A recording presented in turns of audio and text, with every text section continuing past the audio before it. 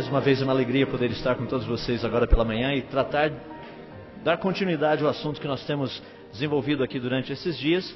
Está relacionado com o papel da igreja e o criacionismo. Mencionei na primeira palestra a importância do criacionismo como a base, o conhecimento de tudo aquilo que vem das demais doutrinas nas Escrituras. Se Deus não criou o mundo, se o homem não caiu, se a promessa da salvação que aparece lá em Gênesis, ou seja, se os primeiros 11 capítulos do livro de Gênesis não forem literais, não significarem aquilo que eles significam, o que nós estamos fazendo aqui não faz sentido. Eu creio que é um ponto básico.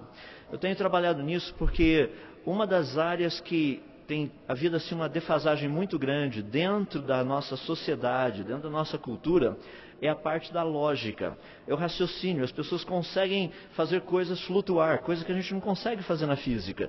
Eles conseguem pegar um pensamento sem base nenhuma e diz, esse pensamento é sólido. Não, o pensamento, para ser sólido, ele tem que estar embasado em alguma coisa.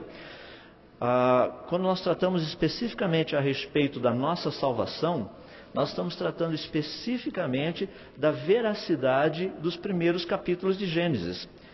Então nós vamos trabalhar um pouquinho, eu gostaria de trabalhar um pouco a respeito disso agora pela manhã. Eu só inverti um pouquinho a ordem das duas últimas palestras. Na primeira nós tratamos de uma separação saudável. Que separação saudável é essa? É poder separar a parte científica do criacionismo com a parte religiosa do criacionismo.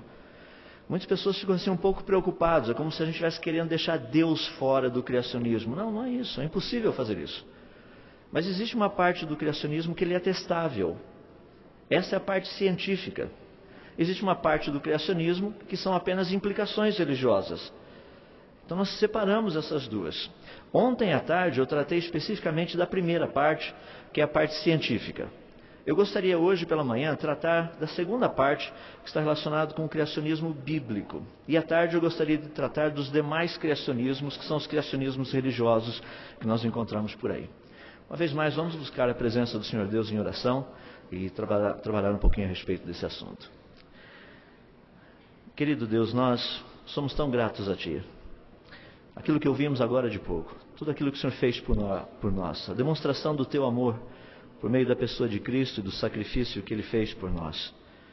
Nós Te damos graças e Te louvamos porque o Senhor não somente nos trouxe a existência, mas o Senhor bondosamente, misericordiosamente, tem vindo ao nosso encontro e tem se revelado esse grande Deus que o Senhor é. Muito obrigado pelo amor que o Senhor sente para conosco, que o Senhor tem para conosco. Muito obrigado a Deus porque nesses momentos poderemos refletir um pouco a respeito dessas questões tão básicas, quando o Senhor de uma forma tão bonita trouxe à existência todas as coisas. Infelizmente hoje, como raça humana, nós temos, em vez de dar glórias àquele que trouxe à existência tudo o que existe, pela força do seu poder, com grande sabedoria, com grande imaginação, com uma criatividade inigualável, todas essas belezas relacionadas com o Senhor, nós como seres humanos, temos transferido tudo isso para o acaso.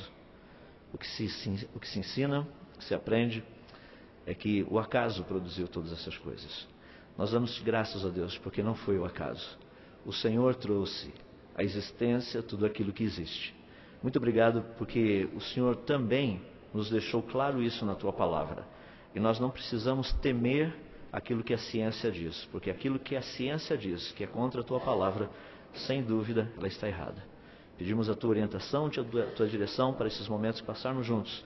Possamos aprender e conhecer um pouco mais da grandeza e da Tua obra na criação.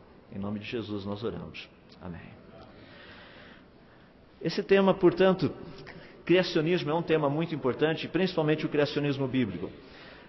Por incrível que pareça, eu tenho tido uma resistência muito grande quando trato do criacionismo dentro dos seminários. Porque é um assunto um pouco delicado, tem muita coisa em jogo ali dentro. Então eu gostaria de poder esclarecer algumas questões logo no início. Quando nós pensamos em termos de um criacionismo bíblico, o que nós precisamos entender é que se a ciência estiver devidamente estabelecida e a Bíblia estiver corretamente interpretada, os dois não entrarão em conflito. Não existe um conflito. Porque se a ciência estiver devidamente estabelecida, é porque ela descobriu algo verdadeiro.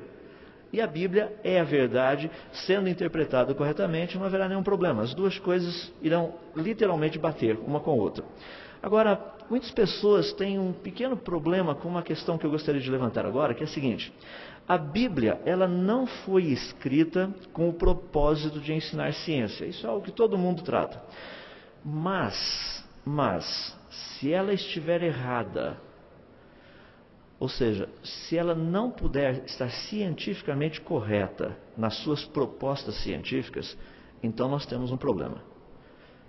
Quando Deus diz, pode por um acaso o etíope mudar a cor da sua pele ou o leopardo as suas manchas? Assim também vós não poderíeis fazer o bem estando habituados a fazer o mal. A primeira parte é testável. A primeira parte a gente vai no laboratório.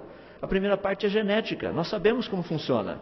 E está perfeitamente correto. E a segunda parte? A segunda parte a gente não testa em laboratório.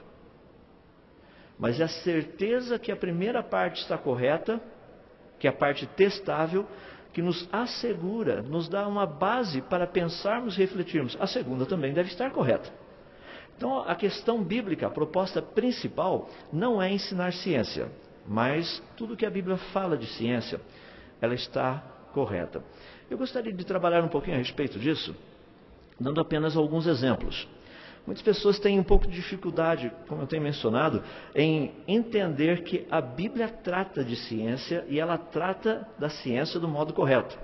Eu gosto de zoar um pouquinho com os jovens, então eu estou usando o termo zoar, porque quando eu chego a dar palestras para esse pessoal, a gente fala assim, vocês sabiam que Deus tem algumas coisas que Ele tem um prazer muito grande?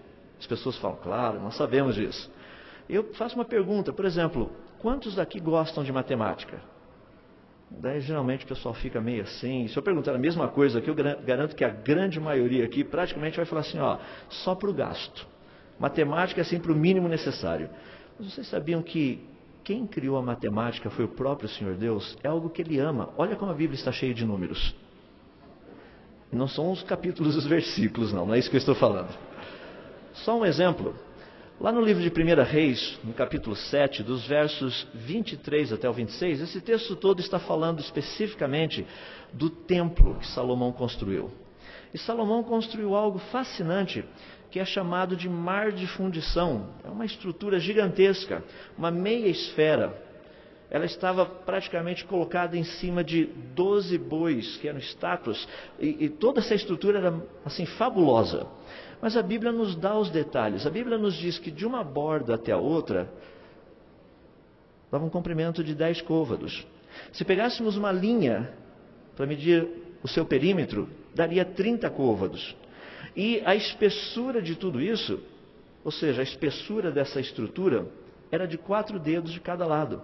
O fascinante a respeito disso é que se nós pegarmos essas medidas, colocarmos todas juntas e usarmos um pouquinho da matemática, porque π, o número π, é definido pelo perímetro dividido pelo diâmetro. E colocarmos todos na nossa equação, você vai perceber que o número π na Bíblia está correto, é 3,14. Agora as pessoas ficam pensando, por que Deus colocou o número π na Bíblia? É porque Deus ama os matemáticos também, faz parte do pessoal que Ele gosta. Muitas pessoas falam, mas esse negócio todo, para que esses detalhes? Imagina se a Bíblia dissesse que o número π é 2,9. O número π é 3,14. Ele não é 2,9. E o nosso Deus é um Deus de grande precisão em tudo aquilo que Ele fala, em tudo aquilo que Ele coloca diante de nós. Pensando em termos de ciências, de uma forma geral, olha que coisa fabulosa. Há mais ou menos uns 300 anos atrás, Isaac Newton propôs, na época era uma teoria, agora nós sabemos que é lei, a lei da gravidade. Ele disse que corpos flutuam aí no espaço. Na década de 60, foi tirada uma foto do planeta Terra, é isso que vocês estão vendo aí, mostrando que realmente a Terra flutua. Hoje ninguém mais tem dúvida. Mas até alguns anos atrás, questionava-se a respeito disso, se realmente a Terra está solta por aí. Interessante que lá no livro de Jó, no capítulo 26, no verso 7, a segunda parte, ele diz assim, que Deus, Ele, faz a Terra pairar sobre o nada. É fascinante isso. Se nós pegarmos, por exemplo, só um detalhe, isso foi escrito há 4.000 anos atrás. Há 4.000 anos atrás também, foi escrito que Deus estende o norte sobre o vazio. Essa é a primeira parte desse versículo, de Jó capítulo 27, verso 6, desculpa, Jó 26, verso 7, que ali nos diz que Deus estende o norte sobre o vazio. E é fascinante porque na década de 90, nós descobrimos que no nosso norte sideral tem uma muralha, algumas muralhas gigantescas de galáxias, e abaixo dessas galáxias um espaço vazio. Segundo a teoria do Big Bang, não era para ter, mas tem. Deus disse que tem, e tem. Eu fico assim impressionado porque as pessoas, quando questionam a Bíblia, vejam só, há 4.000 anos atrás a Bíblia diz que era assim.